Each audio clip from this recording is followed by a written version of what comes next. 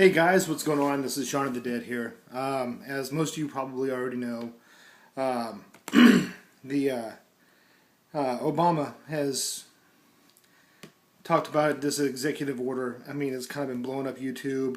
If you follow the Patriot nurse, she just did a blurb about it. And myself and several members of my church, we've been praying about it, agreeing in prayer that that this stuff doesn't pass, and now he's talking about an executive order. What that tells me, it tells me one thing in particular, that they don't have enough support to ban our constitutional right, our Second Amendment to right to bear arms. So he wants to circumvent the Constitution and do an executive order. So that's what that tells me first off, is that they don't have the backing that they want for Falkenstein's plan to go through. So that's a little ray of hope at the on the bright side. Now on the dark side, unfortunately, it looks like this. He wants to try to do something drastic. Now I have some other people that do YouTube videos that I'm friends with and stuff, and we've been on the phone. I've talked to a couple of them tonight, and they have their own personal views. I won't give you their views, but you can always check out these other people's channels. The Bushcraft Medic and Eustace 2C2. Check out their channels. I'm sure that they'll put up something eventually. Yeah, that's one of the things that kind of gives me hope, is obviously he doesn't have what he wants, or he wouldn't try to do an executive order. So yeah, again, I agree with Patriot Nurse. Pray. We definitely need to pray. We definitely need to not only pray for, the protection of our Constitution and our constitutional rights. We also need to pray for our president. Even though I personally don't like him, but he happens to be the president of this country, and it does say in the Bible to pray for your leadership. So since he is leading this country, we do need to pray for him. Pray for a change of heart. Pray for reason to come into his mind, instead of all this craziness that he's doing with Obamacare and with the gun ban and everything else that he has done, and things that he said he was going to do that's never come to fruition because he fell down on the job on a lot of things. So let's pray for him also, that he'll have wisdom, knowledge, and that he'll have reason to come into his life, and that he will truly come to serve the Lord.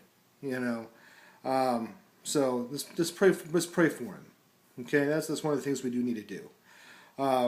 After this tragedy that happened, everyone was talking about things, and I mean, everyone's been slamming stuff on the internet, and I've kind of been holding off for a while. And me and 2C2 was doing a combination video, and ran out of space on my camera. So sorry about that. We didn't get to put that up, but it was extremely long. It was going to be like a 3-part video, but it was going to outline a bunch of stuff and just the gun ban. But now this happened, I felt like I could wait no longer. I have to put something out right now. So here's the thing, and this is a blanket thing. We cannot let them take any more of our constitutional rights. It says our Constitution we should not be infringed upon. So they've already done that several times. They've stepped all over the Constitution. They wiped their butt with it. And one of the most recent times, as far as guns are concerned, is back in the 90s in the gun ban, the Brady Bill, and all that jazz. Constitutional right says I have the right to bear arms, which means back when it was written, the military had muskets, the civilians had muskets. So if they had to rise up against a tyrannical government and overthrow the military and take back control of the country as the free people, they had equivalent firepower. Now, in today's age, we're not allowed to have fully automatic weapons unless you're properly licensed. You can't have short barrel rifles. You can't have silencers. All this stuff unless you're properly licensed. You can't have explosives unless you're properly licensed. But then there's a lot of things you just can't have. I can't walk out to my corner store, buy a license, and own a nuclear weapon. I just can't do it. Just can't legally own a nuke. Now, right to bear arms means that I can rise up with other countrymen with the right to bear arms. That means I can bear anything that the military and the government has to bear against them. So that means that technically, by the Second Amendment, I could have a nuclear weapon, technically. Because, they were looking at it from a balance of, this is what we have, this is what you have, we all have the same stuff here, you have the equal right to bear arms as we do, you have equal footing. But that's not the case anymore. So, everyone's gotten comfortable with the way things are, and people are, getting more and more comfortable with little pieces of freedom going away. And I'm not just a Democrat basher. I don't agree with most of the Democratic Party, but there's some things I do agree with. I won't get into all the politics of it because that's not important. That's not the topic right now. And I know a lot of people Bush bash, and I didn't exactly hate Bush, but the Patriot Act was crap. It helped steal away a lot of our freedoms. And a lot of, because people are so scared, they use these scare tactics to take power away from the people, and allow themselves to have more power to dictate things and to do things. Like, they can listen to your cell phone conversations, even if your phone is turned off, powered completely frack off. Unless you take the battery out and take everything out of it, they can listen to your phone conversations. They can hear it ambient in the room. So, there's a lot of things they can do under the Patriot Act, which is just, pretty despicable when it comes to your own personal privacy, but people give that away out of fear, and that's what this is going on with this tragedy and the shooting. Good people with guns are okay. I'm a CHL holder, and I had to go through 3 different background checks. I had to go my home state, the state I currently reside in, which is the great state of Texas. God bless Texas, and I also had to go through the federal database. I had to be fingerprinted. I had to pass not only a firing test, which means I have to fire the gun properly and in a safe manner. I have to qualify as a shooter to even carry a firearm, but also I have to know all the rules and the regulations and the laws regarding what my responsibility is carrying a handgun, and what the laws are on where I can and can't go, what I can and can't do, and what's legal, what's not. So I have to go through a myriad of things just to be, certified to carry my Second Amendment right. Just to do my right, I have to jump through all these hoops and pay all this money out to do what the Second Amendment says I can do innately.